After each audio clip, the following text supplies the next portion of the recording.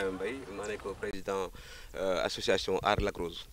def benn reboisement boo xamante ni amoon na lu toll ak 1000 filao ak 500 cocotiers ñu prévoir woon ko def sur les dunes du Lac Rose pour protéger en tout cas site boo xamante ni dafa nekk en voie de disparition surtout avec l'accélération des terres surtout des bétonisations bi nga xam ne ràññee nañ ko si Lac Rose loolu moo taxoon collectif bi jóg vraiment pour def benn reboisement pour vraiment embellir ce site là comme ni ñu ko defee nii ci kanam léegi nag loolu mooy problème bi fi mu toll nii.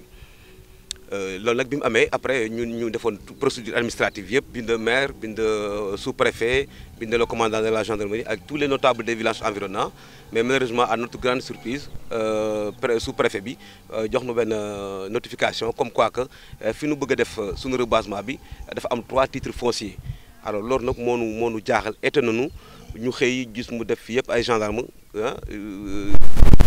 yëpp te loolu naqari loolu population bi parce que foofu ñu nga xam ni fi lañ bëggoon def reboisement bi defoon nañ benn reboisement il y a 12 ans de cela te filao yooyu léegi presque mën nañ am autour de 2 mètres à 2 mètres 50 pour vous dire que 40 hectares yooyu nga xam ni gaañ jël nañ ko foofu borné ko vraiment bu ñu ko jëlee dina yàq environnement wu Lac Rose dina yàq écosystème bi mais dina yàq tamit le paysage du Lac Rose parce que Lac Rose dafa nekk en voie de disparition moo taxoon jeunes yi collectif bi mobiliser tous les villages environnants pour jéem a protéger ce site là pour mu nekk pour mu sauver ko. moom da ngeen bëggoon aussi reboiser parce que dafa am ñu fa ñëw tabax.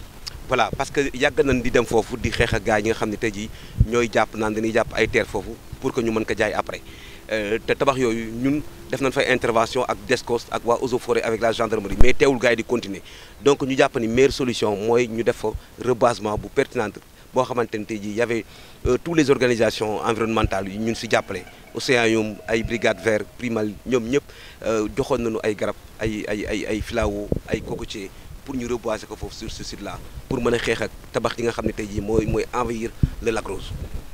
mu mel ne aussi comme ni ñu ko déggee ci ay échos seen journée bi ngeen bëggoon def tey le maire ñu waroon leen jàppale ci ngeen mën a reboiser moo leen tere tey ngeen def seen journée. Effectivement, parce que vous savez que le maire, c'est le premier magistrat de la commune de Niaga Tivaouane Peulh.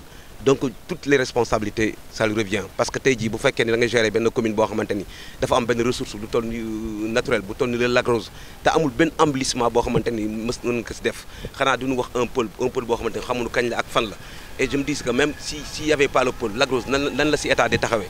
parce que jusqu'à présent ñi ñu ngi tabax ñu ngi def ay morcellement tey jii maire bi waroon ñëw accompagner la population pour jéem a embellir Lac mais non moom moo nekk au premier de la scène pour que orchestre loolu lépp ba tey jii sous-préfet daal ñu jox décret bi pour wane ñu ñun duñ ko mën a reboiser parce que y a un titre foncier boo xamante ni ba léegi ñu ngi si saytu parce que première fois bi ñu demee rencontre avec le sous-préfet il nous a bien notifié que c'est un titre foncier de Mamour Samb de la Socabek te loolu nag ça nous a étonné parce que mënuñu comprendre ñu defoon fa benn reboisement il y a 12 ans de cela temps boobu Mamour Samb xamuñu ko sax fan la jóge mu ñëw tey jii def fa ay borne ay poteau loolu jaaxal population bi parce que tey jii Lac Rose patrimoine national la Sénégal yëpp ñoo ko bokk tey jii lii jeunes yi def c'était le rôle de la commune et de nos autorités mais du fekkee ni askan bi boo demee bañ fajal seen bopp ay soxla je dis que y a une défiance au niveau de notre commune ak une manque d'autorité de nos autorités.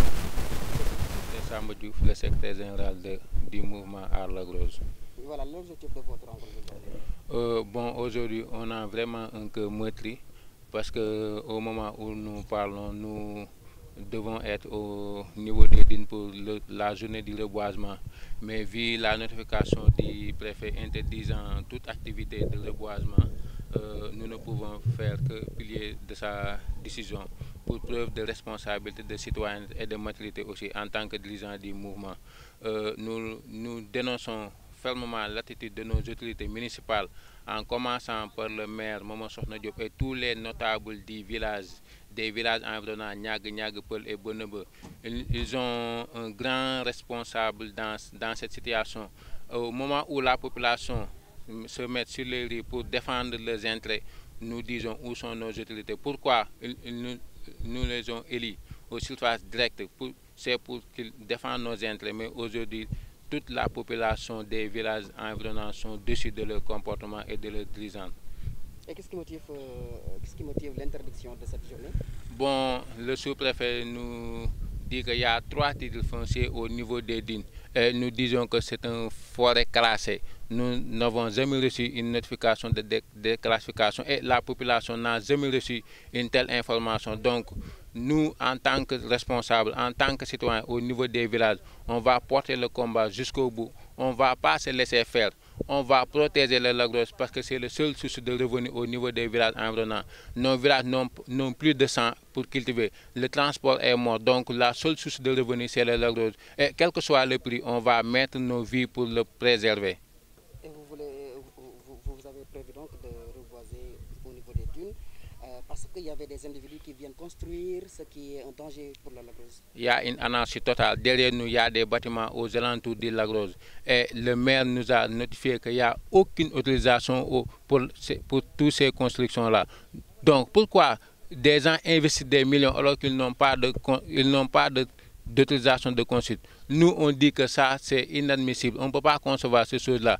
Soit le maire prend ses responsabilités. Il y a une anarchie totale. Il y a partout des bornes au niveau de la forêt, au niveau de la petite forêt. Donc, nous disons qu'il y a une complicité au niveau de la mairie qui encourage ces gens, ces malfaiteurs de faire de n'importe quoi. Et nous disons non. On va défendre cet environnement parce que c'est la seule chose qui nous reste au niveau de cette commune. Et le maire dans tout ça, est-ce qu'il est le responsable de toute cette interdiction? En grande partie, il est responsable. Parce que quelque chose qui se passe dans cette commune, il est au courant de ça. Et il devait être au devant de la scène. Et nous devons être que des accompagnants dans cette lutte. Le maire devait être là. C'est leurs adjoints, les responsables, les conseils, toutes les autorités de la commune devraient être là pour dire non à cette anarchie, pour dire non à ce jaay doole.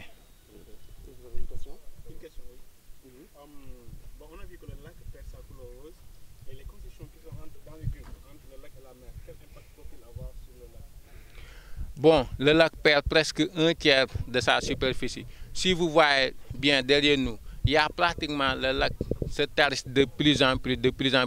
Les causes sont multiples. Il y a la route Lac Rose Bernebe qui dégrade l'environnement. Il y a aussi surtout les constructions illégales qui bloquent le passage de la nappe phréatique qui devait alimenter le lac Rose. Et à la longue, la lac se tarisse. Et c'est une source de revenus. C'est la seule source de revenus qui reste au village environnant. Et d'ici dans 5 ans, 6 ans ou bien même 10 ans, la situation sera trop catastrophique. Et eux seront les responsables parce qu'ils ont laissé faire aujourd'hui n'importe quoi. Et chacun fait ce qu'ils veulent. Donc, quel que soit Alpha, la situation de demain, le responsable de leur incombe.